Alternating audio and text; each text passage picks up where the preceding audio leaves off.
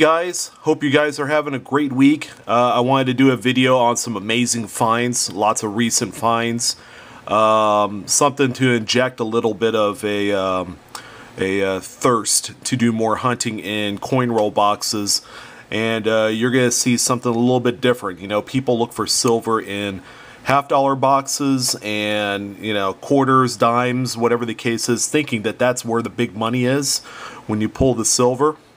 Yeah, you know, the occasional 40%, it's nice, you know, it's a $5, $6 melt piece, you know, a 40 or 90% silver half, of course, is about $11, $12. But what do pennies have? You know, aside from the pre-1982 copper cents, the bronze pennies that most of us are aware of, you know, what else is out there? In one such instance, this collector right here from the East Coast found a 1992 close AM Lincoln cent. Okay, these are very rare to find. This particular instance, this coin is the actual photo of that find, and you know, it's just a basic 1992 Lincoln cent. You know, that we have in our pockets, that we have in our cup holders with maybe a sweaty soft drink on top of it. Who knows? Or it could be in a parking lot somewhere. This coin right here, okay, this is the obverse that you see, and here's the reverse. Okay, if you could see my little mouse pointer, the AM in America right here is exactly where you're going to see your variety. On this particular one, the A and M are going to be split apart at the bottom on the regular issues. Okay, why this is a closed AM? You know, it's a transitional type of variety that had something to do with the proof dies that were being used for the 92 proofs. There is a 92D variant of the cam, which is more widely available than the Philadelphia that you see here. Okay, there's a close-up of what a 92 cam looks like. Okay, so this collector got it graded. It only graded genuine. It wasn't gradable. I think it had something to do with the toning, the color on the coin being unnatural to be artificial. Let's go ahead and take a look at the front again. There's a little bit of kind of like a bluish, you know, and that could be from anything. Some chemicals, you know, maybe it got washed in the clothing and doing laundry, that sort of thing.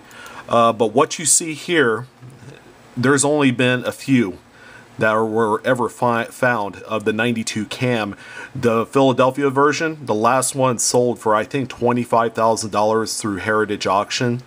This particular example, even though it did not get a straight grade, it was a genuine details type coin, will still get $15,000 to $20,000 because of what it is.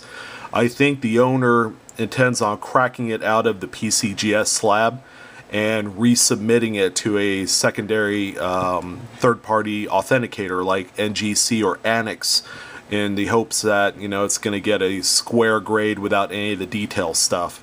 So that's the 92 cam. So another thing to look in your penny boxes for this date. I know a lot of you are already doing that. The 92D cams, if they're graded in any sort of mint state condition, they're worth about $5,000. So the Philadelphia that you see here, $15,000 to $30,000 depending on grade. The 92D Denver coin, $2,500 to $6,000 depending on grade. The higher the grade, the lower the population, the more money you get. Okay, so let's move on to the next rare find in the last few months, and it's going to be this one. Now, we've all heard of the 1943 steel cents. You know, they were made during the World War II from the onset as a way of rationing copper and other alloys. So they made all the cents in steel blank planchets. However, there are a few that were mistakenly made, the 1943 date, that is, on copper, on bronze planchets. So the owner of the Texas Rangers owns a few of them already, all slabbed, graded. So, you know, here's the next best thing. This collector found in 1983. As you know, there was a transitional year in 1982 where they made zinc and copper cents. The 1983 was supposed to be all zinc, but there was a copper planchet that just went through the system, and a 1983 dated coin got struck on that copper bronze planchet. Bronze is simply an alloy made from copper and other metals. Zinc, it's almost completely zinc, with the exception of a thin copper layer coating on the zinc planchet. So this is one of those rare instances. You know, they weren't supposed to make an 83 copper bronze coin. This one was found in a bank box a few months ago, and yeah, here it is, graded AU50. It's even got the weight on there. 1983 1 cent. Okay, so that's going to fetch quite a bit of money. Not one has been reported as far as I know, so it's going to be exciting to see once this owner decides to sell it, how much it'll go for. My guess is, you know, it's not going to be quite as robust as the 1943 bronze cent, not even by a long shot. I'm thinking this will probably end up around the 92 cam money, $15,000 to $25,000. That's completely out of the thin air. So I'm not 100% sure, but I just don't see it commanding six figures or, you know, even close to seven, because it's such a, you know, a populous year for 82, number one. Number two, it's not a very, you know, popular year for collecting because of that transition. So that's what we have. Now I'm going to switch gears and go from coins to currency. Okay, we have a someone up in Canada that found this note right here. It's a $1 Canadian with straight 4 serial numbers. 7 in a row 4s. Now as far as value, now it's in crisp, uncirculated condition. The owner of the bill doesn't plan on getting it graded. However, he is looking to sell it. He was actually inquiring online at a couple forums to see how much he could get for it, and he is open to selling it. In a row, fancy serial number notes command some pretty big money, and it's something that it's as simple as just looking through our coins and currency to see what kind of errors and varieties exist. So something like this Canadian bill, because there is 7 serial numbers, it's not like US banknotes which have 8. It's going to be a lot harder to find this type of straight 4s on a US banknote. But even still, on a Canadian note in this condition, you're talking about a $250 to $500 conservative estimate as far as how much he or she can get for it. Tremendous find.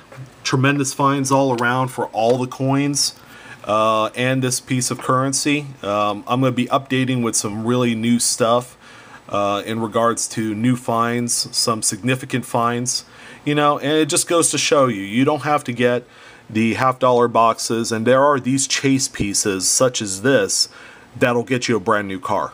Okay, I think it's been a year ago where we've seen the last reported find of a 1969 S double die Lincoln cent, and guess what? That person sold that coin for in excess of $30,000 in I believe it was a Stax Bowers auction. There's, you know, these things exist out there for our taking. We just need to examine more, know what's out there, know what varieties do exist.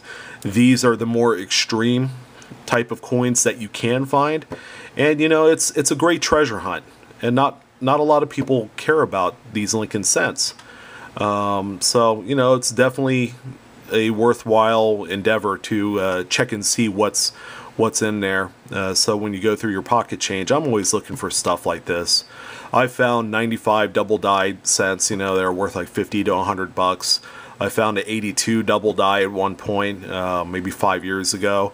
I found some 72 double dyes. There's about 7 varieties. I found half of those, and they're out there, and you find multiples, and yeah, let me get rid of this thing here.